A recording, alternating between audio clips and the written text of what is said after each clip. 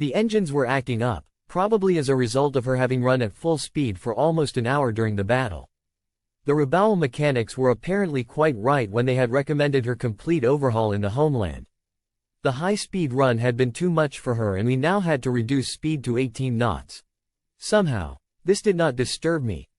Perhaps my anger at the outcome of the action made me hope that some enemy ships would catch up with us, so that Shiger could engage them and show the kind of stuff we were made of.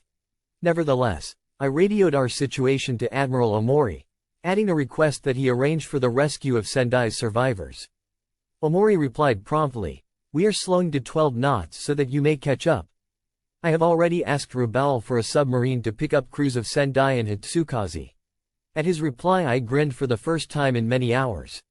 It was so typical of his conscientiousness.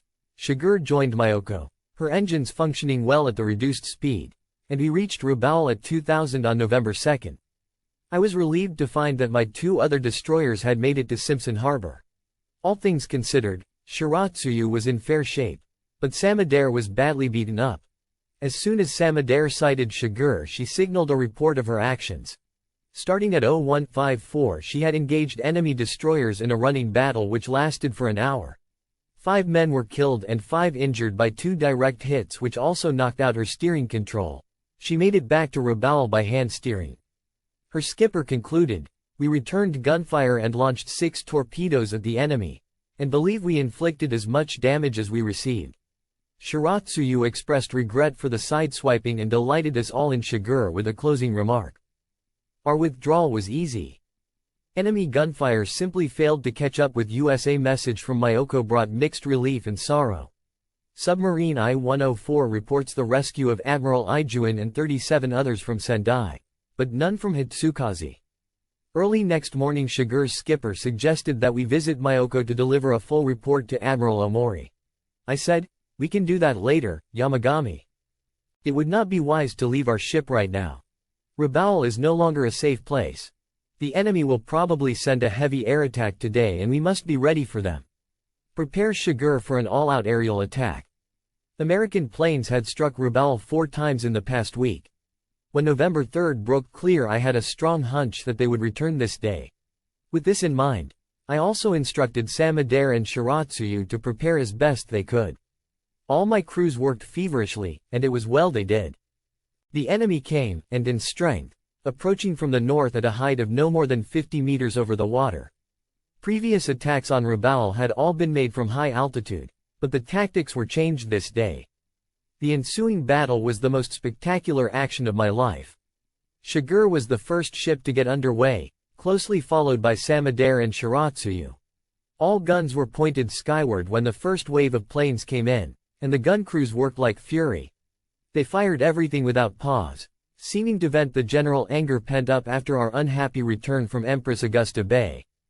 A total of 80 B-25 bombers and 80 P-38 fighters hit Rabaul that day, and most of them skimmed past the masts of my destroyers. 3 little ships speeding out of the harbor must have been something that the American pilots and bombardiers had failed to reckon with. The American bombardiers were not ready or perhaps disdained to use their bombs on our small ships. Few bombs were directed at our ships, Shiratsuyu being the only one damaged, and then but slightly by a near miss. On the other hand, our guns were telling. The enemy formations were shredded as they passed us. Considering the size of his effort, the enemy achieved very poor results with that raid. It netted 18 Japanese planes destroyed, and only 2 small merchant ships and 1 subchaser sunk. For these minor spoils the Americans paid with 8 B-25s and 9 P-38s definitely shot down, and many more planes which limped back to base with wings and fuselage so badly riddled that they crashed on landing. Gunfire from surface ships is usually of little effect against fast airplanes, but it was different that day. The enemy planes practically flew right into our gunfire. I saw at least 5 planes knocked down by Shiger. When my destroyers returned to Rabaul shortly after noon, every man of the crews was justifiably proud and jubilant. The depressed mood of the morning was completely gone. Officers and men alike were able to joke and laugh again. In the late afternoon I went on board flagship Myoko, feeling a little easier about the unpleasant duty of reporting on the Empress Augusta Bay battle. Admiral Omori greeted me warmly as usual. After listening to the details of my report on the activities of the IJN group, he spoke reassuringly. I think you did the right thing. You were correct in moving away from Sendai while she was under concentrated attack. On another score, I wish to thank you for the radio message of 12:45, reporting your discovery of the enemy ships. No one else had then seen the ships. Without your sighting report, our whole group would have had a much worse time of it. When I asked permission to leave and turned toward the door, Admiral Omori called me back. He pulled out his wallet and emptied it on the desk. Here's 30 yen, he grinned. It is not much, but take it along as my token toward buying drinks for your men. I must have looked startled at this, for he laughed. Then we shook hands and laughed together. The episode of my returning the sword and requesting money for drinks in its place must have reached his ears, though it had occurred before he ever came to Rabaul. The Battle of Empress Augusta Bay ended in a very one-sided victory for the United States. Destroyer Foot, which took a Samadare torpedo, was badly damaged but managed to get home. In this important action the Americans lost fewer than 40 men killed and injured. Japan lost light cruiser Sendai and 335 men of her crew, and destroyer Hitsukaze with her entire crew of 240. Direct hits on heavy cruisers Myoko and Haguro, and destroyer Samadare, did some damage to these ships but resulted in total casualties of only 6 men killed and 7 injured. Omori was shortly relieved of his command and returned to the torpedo school as its superintendent. Matsubara was also relieved of his post and assigned to shore duty. Submarine I-104 arrived in Rabaul on November 3 with Sendai survivors, and I was on hand to greet them. Admiral IJN was a pitiful sight as he staggered onto the pier. I approached him with apologies for my failure to come to his aid. He responded with great feeling, "Don't say that, Hara. I am ashamed of my behavior. Never mention an apology for that again. I was a coward. You did the right thing. I must have been out of my mind." Soon afterward IJN was returned to Tokyo. After a few months of rest he came back to the South Pacific and fought valiantly. On May 24, 1944, he was killed while escorting a convoy when his flagship, frigate Iki, was torpedoed and sunk by United States submarine Raton. If the fighting ability of Rear Admiral Matsuji IJN was open to any doubt, his prediction that Japan would topple after the loss of Bougainville proved to be spectacularly accurate. Rabaul weathered the November 2 air attack with little loss, but suffered a disaster 3 days later. Americans think of the Pearl Harbor attack as a catastrophe, but the November 5 air attack on Rabaul was far worse. A fleet of cruisers, zealously conserved for more than a year, was put out of action in a single day. How could such a thing happen? The Rabaul debacle of November 5 was an immediate outgrowth of the nightmarish Battle of Empress Augusta Bay. Battle lessons that should have been learned were ignored. Errors were repeated, until they became fatal. Japan should have realized the inadequacy of its reconnaissance efforts. Not only were too few planes allocated for search purposes, but pilot proficiency fell as the more skilled flyers were lost in combat. The High Command must have been aware of this, but the situation was not corrected. If our battle reports of the Empress Augusta Bay action tended to deceive the High Command, we were not entirely to blame. Other factors added to the deception. Submarine I-104, in accounting for its rescue of the Sendai survivors, stated, "We saw many enemy seaplanes and surface ships busily engaged in rescue operations, indicating that a number of enemy ships were sunk in the battle. Our delayed transport convoy left Rabaul November 2, escorted by only 4 destroyers, and succeeded in landing 930 troops at Torikina. The convoy commander reported happily, 'We met no surface opposition.' The enemy fleet was obviously mending the wounds it had received from the Omori force. The fact is, however, that the Americans had chosen to trap the army troops after they had landed, and did so quite effectively. But that was an army problem, and the Japanese Navy could not be bothered with it. The illusory scores claimed by the Omori force were thus substantiated. Accordingly, when Omori returned to Tokyo after the operation he suffered no disgrace. Instead, he was promoted to vice admiral and reassigned to the torpedo school as its superintendent. Admiral Koga, commander-in-chief of the combined fleet, accepted Omori's report at face value. He felt that patient waiting had paid off and that his chance had come for a showdown with the enemy in the Solomons. It was on this basis that on November 3 he ordered 7 cruisers south from Truk. Neither Koga nor any of his staff had been in combat recently with the increasingly powerful enemy. Consequently, complacence reigned. Admiral Kusaka at Rabaul was disturbed when he heard of the plan to send the cruisers, and he tried to discourage the idea. But he could not explain his skepticism of Omori's claims or his general uneasiness in terms convincing and meaningful to Koga. And so the cruiser fleet came south under constant surveillance by American scout planes. Vice Admiral Takeo Kurita, who had replaced Kondo as second fleet commander, shared Koga's complacence.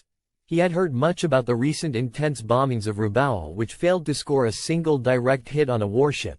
It was more than a year since Kurita had been in battle. The Japanese fighters he remembered were those of 1942, when Japan still boasted clear superiority over America in plane performance and pilot skill. His confidence of those days persisted, but now it was without foundation.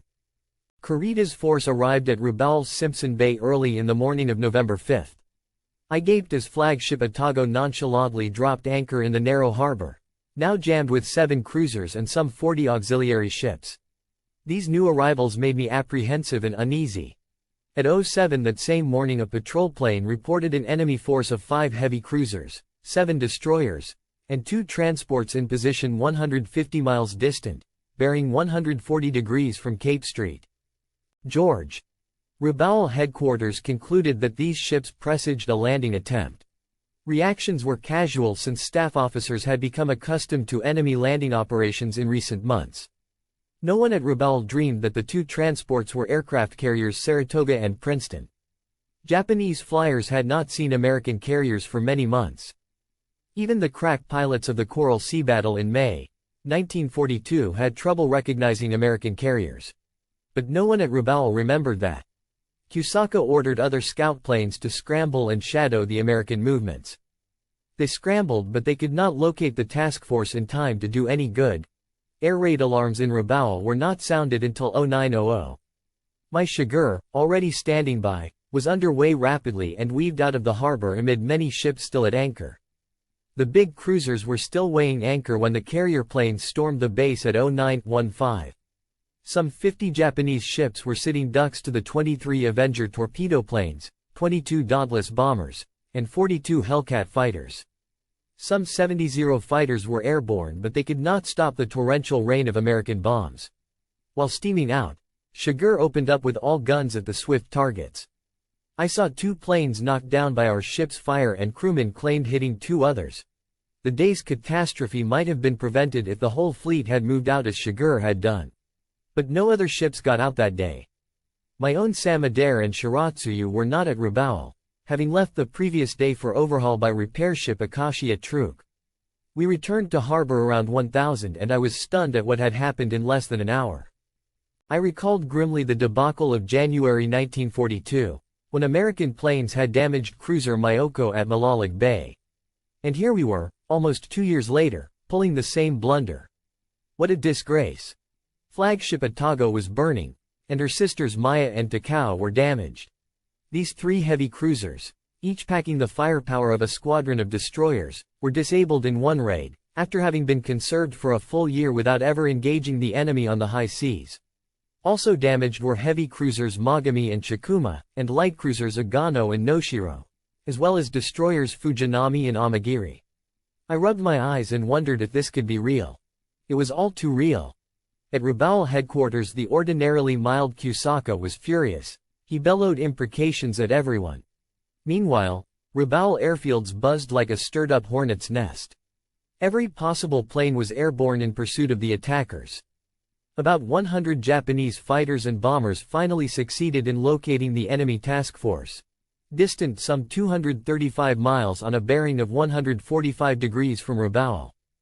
They reported sinking 1 large carrier, 2 cruisers, and 1 destroyer, in addition to damaging 1 medium carrier. This claim proved to be totally exaggerated. When a man is tottering, it is impossible to remain cool and objective. Objective double-checking of war claims is possible only when one is winning. So these illusions went into the official record unchecked, as had so many before them. Admiral Kusaka, who survived the war, explained, I was skeptical of these claims, as of Japanese claims generally at this time, knowing full well the marked drop in the skill of our pilots during the past year. But to question the claims, or request verifications, would simply have frustrated the men, who were doing the best they could. The next day, November 6, cruisers Otago, Takao, and Mogami limped out of Rabaul for Truk, escorted by uninjured Suzuya and Chikuma, which had suffered only superficial damage. It was sickening to watch the departure of these 5 cruisers, when one considered that their sortie probably was the most fruitless of the entire war. Only 3 days earlier I had been distressed at the departure of 2 crippled cruisers and my 2 destroyers. One heavy cruiser, Maya, remained in the harbor. Her vitals were destroyed. Light cruiser Agano, nearby, was barely afloat. The futility of our losses and the stupidity of our high command struck me forcibly, and I cursed aloud while wondering what Japan could do. At noon that day I was summoned to headquarters, where Admiral Sanjima greeted me glumly and said, "I want you to take Shigur and Yubari, which is the only operable cruiser we have, on a mission tonight. The situation is bad. We may be forced to give up Bougainville, but we must hang on to the nearby base of Buka. It has been decided to reinforce the defenses at Buka." The decision did not surprise me. I saluted and turned to go, but Sanjima called me back. "I must also tell you, Hara, that this will be your last assignment in my command. I hate the idea of having you go, especially at this time, but Shigur is badly in need of dry dock repairs, and you are entitled to a rest. Buka is closest to Rabaul of all the Solomon Islands." Shigur and Yubari crept to its coast that night and landed 700 troops of the 17th Army Division, and 25 tons of supplies. Throughout this brief operation tension ran high in both ships. There was no opposition to our landings, but we returned exhausted to Rabaul the next day. I reported to headquarters and said goodbye to Admiral Sanjima. Our assignment turned out to be very easy.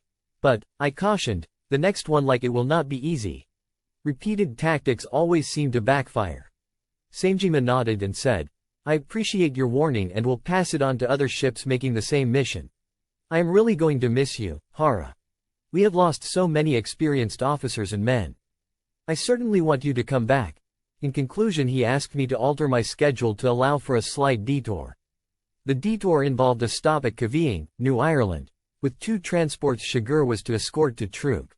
He explained unhappily that Rabaul, after the November debacle, was so short of ships that even poor Shigur had to be pressed into service on her way home for overhaul.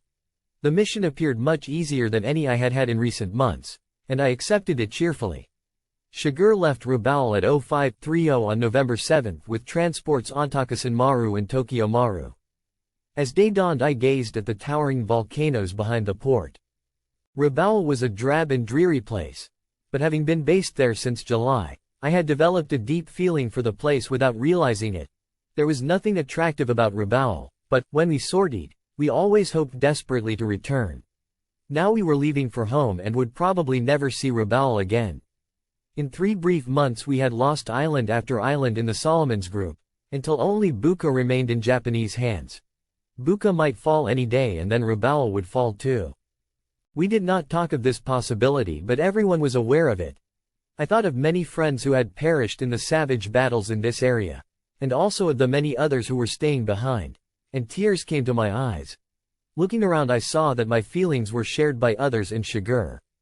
Men on deck waved frantically at the few standing watch in ships we passed on our way out. From somewhere came the lilting tune, Saraba Rabauru Yo. Mata Kuru made wa farewell. Rabaul. See you soon again. This sad song had become a hit all over the Pacific in a very short time, though no one knew just where it had started. We reached the open sea quickly. The day was bright and sunny, the water calm. Everything was as pleasant as a holiday cruise. Enjoying the fresh breeze on the bridge, my thoughts turned to my many missions and sorties while based at Rabaul. My arrival at Truk on March 21 and that day's revealing talk with Admiral Kondo had made me realize some of the many difficult problems which faced us. 2 of the biggest problems were the enemy's radar-controlled gunfire and skip bombing. It was with satisfaction at having whipped the first problem that I considered my encounters with radar-controlled gunfire from enemy ships, and how Shigur was the only ship to come through this trying period without the loss of a single man. The other problem, how to deal with skip bombing, I had not solved. Many times Shiger had encountered enemy planes, but they had never tried to skip bomb her. I wondered what could be done against such an attack. At sunset we were still navigating along the southwestern coast of New Ireland. It takes many hours to cover 250 miles when the pace is set by transports, whose cruising speed is 12 knots. The weather was fair and clear, and the sky twinkled with myriad stars as we entered Isabel Strait. The three ships were just turning east for Cavite when the radio room reported undecipherable messages being sent from nearby, indicating that enemy planes were operating in our vicinity. The holiday cruise was over. I remembered how I had once foxed an attacking enemy bomber by an instant overboost from 12 to 28 knots. Such a ruse would not work with Shiger's tired engines. Moreover, Shiger had been alone on that mission. Now there were the transports to protect. I increased speed to 18 knots and ordered a smokescreen for our two charges, while every lookout scanned the skies. The transports ran desperately eastward at their top speed of 16 knots. I ordered a further buildup of speed as Shiger ran erratically in and out among the slow ships, billowing out rolling clouds of smoke. A lookout suddenly announced two planes, 50 degrees to starboard, and I saw them. Definitely bombers. Making directly for Shiger. I was thinking of my next move, grateful that the attackers were not striking at the transports. Then the planes had a sudden change of heart. They swung parallel to Shiger on a reciprocal course and disappeared far astern. As I wondered what they were up to, the lookout called, "Planes returning on port quarter." They were approaching steadily, and flying low. I tensed at the realization that they were going to skip bomb Shiger. At last I was faced with the unsolved problem. In that same instant a solution flashed to my mind, and I yelled at the top of my voice. "All guns prepare for anti-aircraft fire 150 degrees to port." Turning then to Lieutenant Tsukihara, the navigation officer, I said, "No zigzagging, we will follow a straight course." Shocked at my order, Tsukihara stammered, What, Captain, are not we even going to try to evade?" "I will explain later, do as I say." Shiger had built up speed to nearly 30 knots while the bombers were choosing their approach angle. All guns followed as the black monster swooped in on us. They were only a few hundred feet away and I could hear their engines as I gave the order to fire. Guns and machine guns responded instantly, and amid their deafening reports I heard Tsukihara scream, "Do we still go straight?"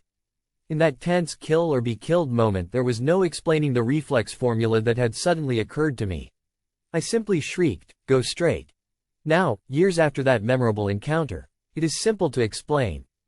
Enemy planes were known to approach close in, to minimum range, before making their drop and skip bombing. The apparent and logical evasive effort for a ship is to zigzag as violently as possible.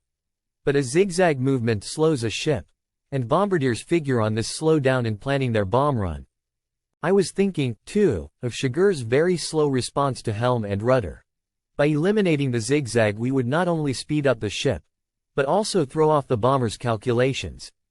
Another advantage to following a straight course is that the ship's guns can fire more accurately, as zigzagging disturbs their aim. With shrieking, spine-quivering sounds the bombers flew past our masts from port to starboard and two bombs fell. They skipped all right, but over the ship, missing their target by 7 or 8 meters, as Shiger roared along at full speed. The bombs exploded, shooting up 2 high columns of water as the planes banked and pulled away to the south. The gunners halted their barrage but stood by to resume fire as necessary.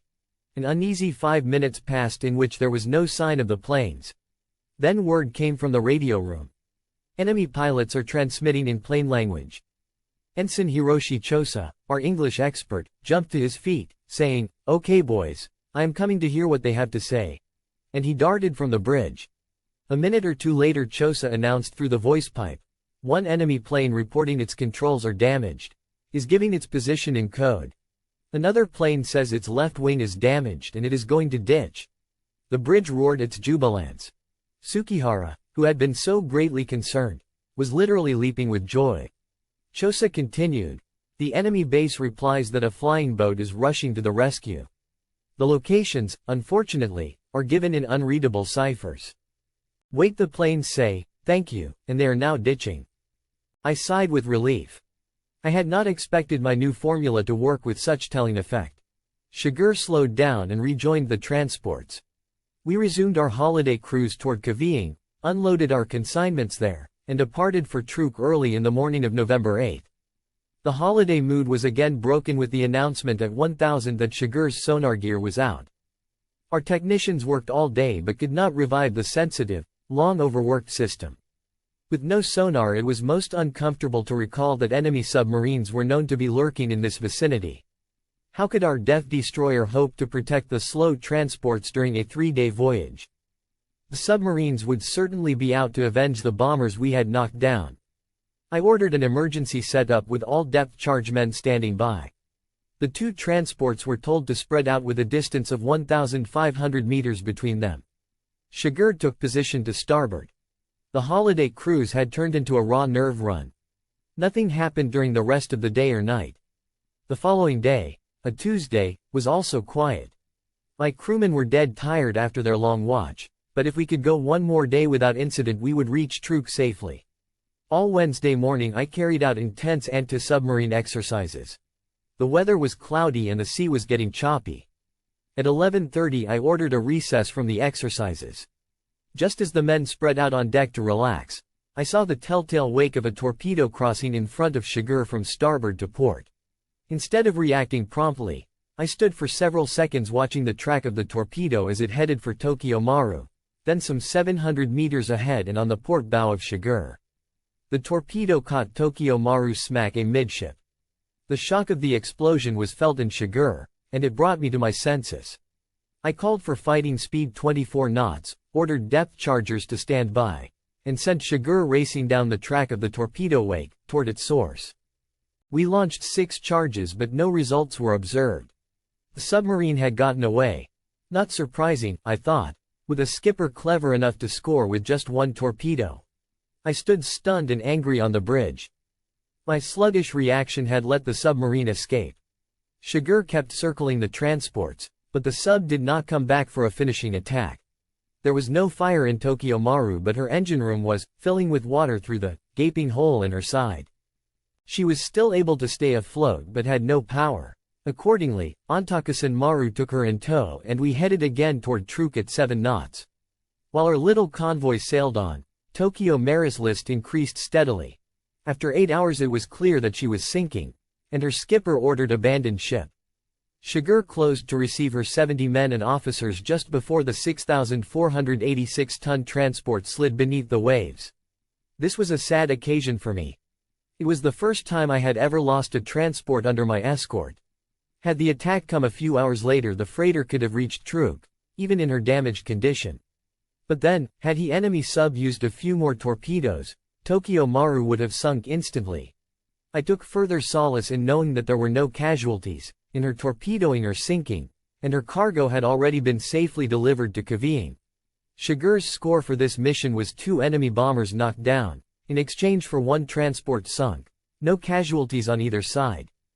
In monetary value it may be figured that this was about even, but a big freighter meant much more to Japan in those days than the shooting down of 2 enemy bombers. I was provoked with the attacking submarine for many days, whenever I thought about it. But now that years have passed I would like to salute that submarine and her skipper for the skill of the approach, torpedo firing, and evasion in the attack on Tokyo Maru. I do not know if more than 1 torpedo was fired, but that was all I saw. The sub did a very good job. On that day, however, I could not look on the event with such detachment. Shigur and Ontakusen Maru reached Truk around noon of November 11th. I visited cruiser Atago, the 2nd Fleet flagship, a couple of hours later to make my uncomfortable report to Vice Admiral Takeo Kurita. I also wanted to see his Chief of Staff, Rear Admiral Tomiji Koyanagi.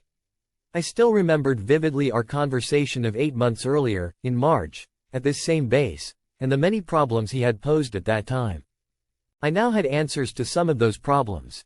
Atago had been damaged in the November 5th raid on Rabaul, and was being repaired by factory ship Akashi. Everything on board was in a turmoil. Staff officers were running around and would not even listen to my report. Kurita, they said, was tied up, and Koyanagi was with him. I finally got a word with Koyanagi by hailing him as he was going into the head. We shook hands and he smiled, saying, "I am glad to see you again, Hara." I quickly recounted my experience with the 2 bombers off Kavine and my regrettable loss of Tokyo Maru. Koyanagi waved his hand and said, "That's all right, perfectly all right. You did a wonderful job. No one else could have done better.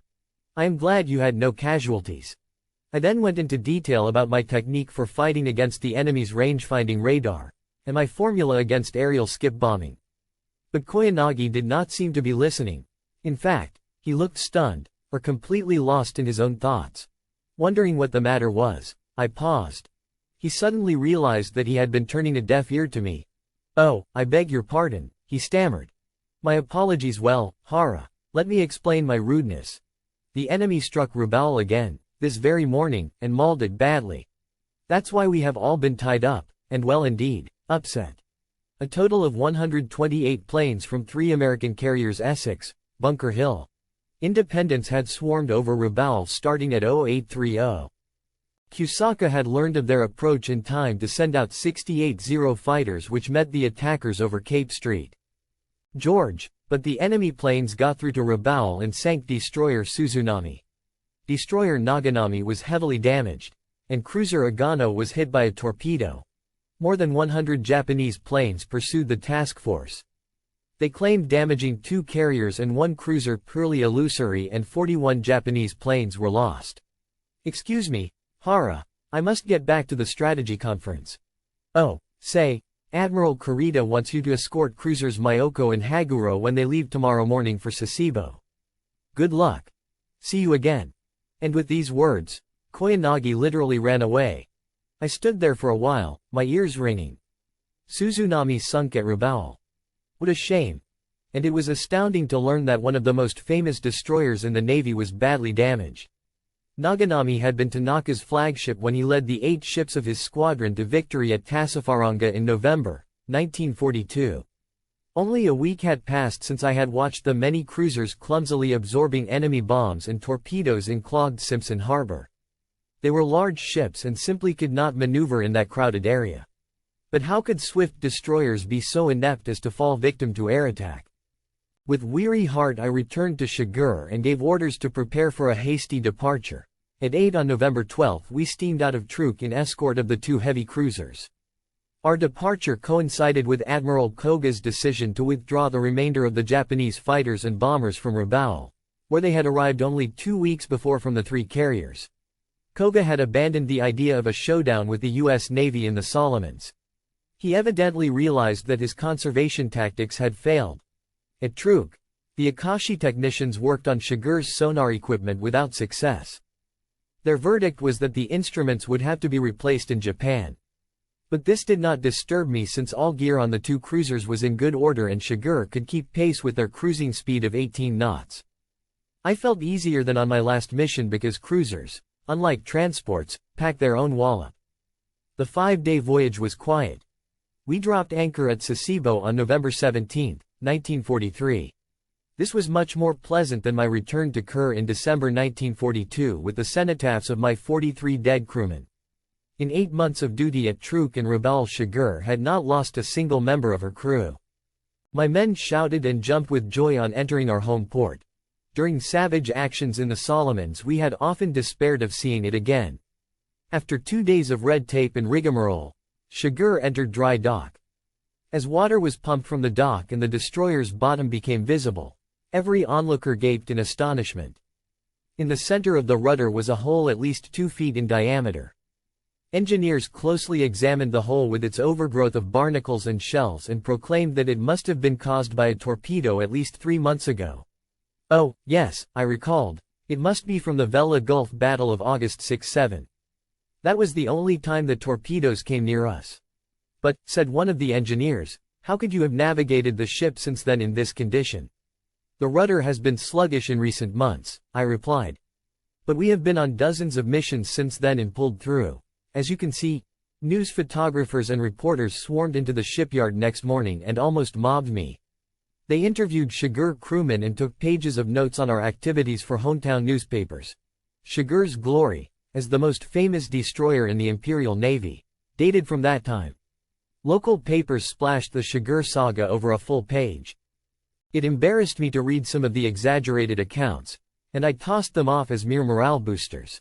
I soon learned, however, what the story meant to the people of this port city. That evening there was a homecoming party for Shigeru's crew at the Mankairo restaurant. A popular place with the Navy crowd, it was run by an old woman whom we all knew as Oseki-san. This celebrated character was very outspoken.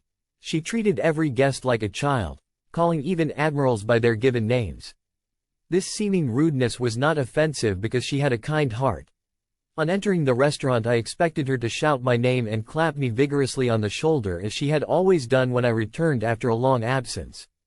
Thus I was flabbergasted to be greeted by Oseki-san, in her finest garb, kneeling and bowing to me. She spoke in a tone I had never heard before. "Captain Tamechi Hara. Welcome home. It is a great honor for this humble place to have been chosen for the homecoming party of the great crew under your honorable command. Please accept my humble appreciation." "What's the matter with you, Oseki-san? You look strange. Don't you feel good? Are you mocking me?" "I am serious, sir. We are so proud of you. You're famous. I never imagined what a great officer you are. I am ashamed for having been impolite to you in the past." "What are you talking about, Oseki-san? I am the same Tamechi, the perennial drunkard, who often failed to settle accounts with you. I will bet I still owe you some money." "Oh, Tamechi-san. Now you are mocking me. Any outstanding bills for you or your men are now written off. I proclaim a moratorium on Shigeru. And tonight your party is on the house." I laughed and said, "Now I know there is something wrong with you. You still do not understand. I know of the many destroyers that have been lost in battle. But your Shigeru has survived its ordeals without losing a single one of our boys in all of its dazzling exploits. In catering to the Navy for 50 years, I have not accommodated so great an officer as you since the days of Admiral Heiichiro Togo when he triumphed at Tsushima Strait in 1905. I see now, Oseki-san, that you have been reading the newspapers. Do not believe half of what you read. If Shigeru pulled through her missions, it is because her officers and men worked hard and were lucky. Or perhaps because you prayed hard for our return so that you could collect our outstanding accounts." With this we both laughed, but she emphatically repeated that this party would not cost Shigeru's men a penny. As she ushered me into the banquet hall she whispered, "Every geisha in Sasebo volunteered to entertain at this party without fee. They say they would not serve those characters of Myoko and Haguro for any price." Needless to say, that night's party was a most successful and happy one. The following day I arranged for all Shigeru crewmen to have 10 days of home leave on a rotation basis. It was a great joy to see the first contingent of about 80 men leave Sasebo the following morning. But my happy days were numbered. On November 25 a staff officer at the naval station showed me the latest action reports. There was a depressing account of one of the most disgraceful destroyer defeats in the history of Japan's Navy. I read it over and over again. 5 destroyers led by Captain Kyoto Kagawa had left Rabaul on the 24th at 15:30 on a second transport mission to Buka. The first had been carried out by cruiser Yubari and my destroyer Shigeru. We had met no enemy opposition. Kagawa, who was not a specialist and had no night battle experience, seems nevertheless to have made a correct appraisal of the danger. He divided his 5 ships into 2 groups, his own Onami and Makinami as the scout fighting ships and the 3 others as purely transport vessels. No opposition was encountered on the way in and the 3 transport destroyers Amagiri, Yugiri, Azuki landed their 920 troops and 35 tons of supplies on Buka Island shortly before midnight, without incident. These 3 destroyers took on board some 700 sick and ailing troops for return to Rabaul. Kagawa, with Onami and Makinami, some 8 miles ahead of the 3 transport destroyers, was taken by surprise with a torpedo attack from 5 destroyers under Captain Arlie A. Burke. Onami sank before she could even return fire, and Makinami broke in 2, under enemy shellfire and sank shortly afterward. The Americans then observed and pursued the other 3. Yugiri, at the tail of the column, turned to engage the pursuers but came under deadly U.S. destroyer gunfire which sank her. Amagiri and Azuki managed to escape. The results of this action were especially saddening for me because Onami's skipper was my old friend, Commander Kiyoshi Kikawa, who, along with Kagawa, went down with his ship. He was neither stupid nor timid. His performance as skipper of destroyer Udachi off Guadalcanal had won him a deservedly high reputation. But even a man of his prowess and bravery was helpless before an enemy whose technical superiority provided accurate vision and aim in the dark of night. What would be the enemy's capability compared with my own when I returned to battle? The thought disturbed me greatly. I went back to the dockyard and pleaded for Shigur's swift repair. The repair chiefs replied that they would do all they could, but, at best, it would be a month before my ship was fit for combat. On November 26 I was pleasantly surprised by a phone call from Vice Admiral Chuichi Nagumo, who invited me to dinner. I was delighted to accept. As Commander-in-Chief 1st Air Fleet, Nagumo had commanded the Pearl Harbor Striking Force and subsequent carrier operations through the Battle of Midway until July 1942, when he took command of the Third Fleet. In November 1942, he was appointed Commander-in-Chief Sasebo Naval District, and in June 1943, he was moved to the Kure Naval District. Now I had just learned of his reassignment as Commander-in-Chief 1st Fleet, a homeland training organization, and was as flattered by his invitation as I was eager to learn his views and plans. His health was restored. He looked much better than the sorry man I had last seen at Truk a year earlier. But his conversation lacked spirit. In fact, all through our long dinner he urged me to speak of my experiences. He listened intently, complimented my work, and finally said, "But the heyday of our destroyers ended with the Battle of Cape Street. George. Things might have been different there and after if we could have had a dozen destroyer skippers of your caliber." I did not know it at the time, but, despite his return to health, this wrinkled old officer was forlorn. In times since I have realized that he must have then foreseen his own destruction and that of the Imperial Japanese Navy as well. That was the last time I saw him. In March 1944, he was transferred to Saipan as Commander-in-Chief Central Pacific Area and 14th Air Fleet, and there he fought until his death the following July. On the next day, I joined the second group of 80 officers and men from Shigur in taking a 10-day home leave. In such a home leave never was before. By ones, twos, threes, and fours, my men and officers came morning, afternoon, and evening, always with large bottles of sake, to do me honor in my home. Some rode several hours by train to reach Kamakura in order to make the gesture. Accordingly, I sat and drank with them, day and night. They always apologized to my wife for intruding and begged forgiveness for their seeming rudeness. But, they explained, we have gone through the bloodiest of battles and emerged unscathed. It was miraculous, and possible only because of your husband. He is the greatest officer in the Imperial Navy. We gladly give up part of our time with our families to honor our esteemed captain in his home. Do not be harsh with us. They did all kinds of work around the house, running errands, and playing with the children. For me the steady bout of drinking made it the wettest few days of my life. It is a wonder I did not drown in sake. Secretly, my wife, and especially my two daughters, pronounced it a terrible home leave, but they put up with it. My son loved the robust guests. On December 6 I returned to Sasebo accompanied by a record-breaking hangover which took a week to wear off. Shigur's overhaul and repair were completed on the 20th. Our 2-day shakedown cruise proved her fit for combat and I reported to the High Command that she was ready to return to the South Pacific. I was ordered to stand by. After sweating it out for 3 days, in which every minute dragged like a week, I was summoned to Sasebo Naval Headquarters. The Deputy Commandant personally delivered orders which assigned me as an instructor to the torpedo school. I was infuriated, and let it be known. Shore duty for me. What's going on? Admiral Sanjima himself told me that he needed me and was awaiting my return. I want to get back, I insist on it. All right, Hara, now calm down. Before you lose your temper, there is something else you should know. Your assignment to the school as an instructor is no reflection on your service record, as is sometimes the case. This matter is still highly classified, but I can say that you will be in charge of a new school for training torpedo boat men. Headquarters has decided that only you can fulfill a vital Navy need by training men to be torpedo experts. Don't scowl. You will be shouldering one of the most important tasks in the Navy. I did realize what the Rear Admiral was driving at, and was in agreement with the need for trained torpedo boat men. This need was one that the Navy had been slow in accepting.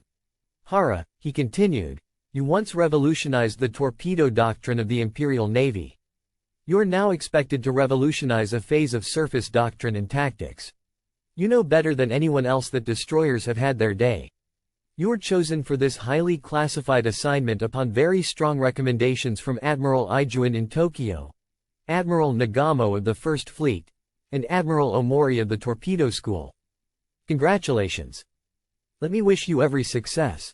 On returning to Shigur, I called the crew to assemble at the forecastle and spoke to them. Shipmates, I have been relieved as Commander Destroyer Squadron 27 and must leave immediately for Yokosuka and my new assignment. The past 10 months, in which we have lived and fought together, has been the happiest and most satisfying time of my career. I have been proud of you, and can now say that I have never commanded such a fine crew. Keep up your spirit and your skill, and I know you will continue to win with your new commander. Good luck. I shall miss all of you, but will always be wishing you well. Goodbye.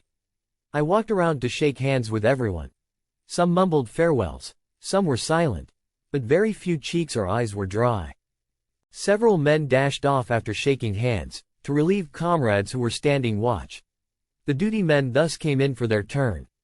I had my bags packed in half an hour and went over Shigur's side for the last time. I stood up in the boat for a farewell look as we pulled away from my proud ship. The scene was one I had never heard of in the cold, harsh disciplined Imperial Navy. The crew lined the railings and clung to every vantage point of the superstructure and riggings, waving and shouting their farewell.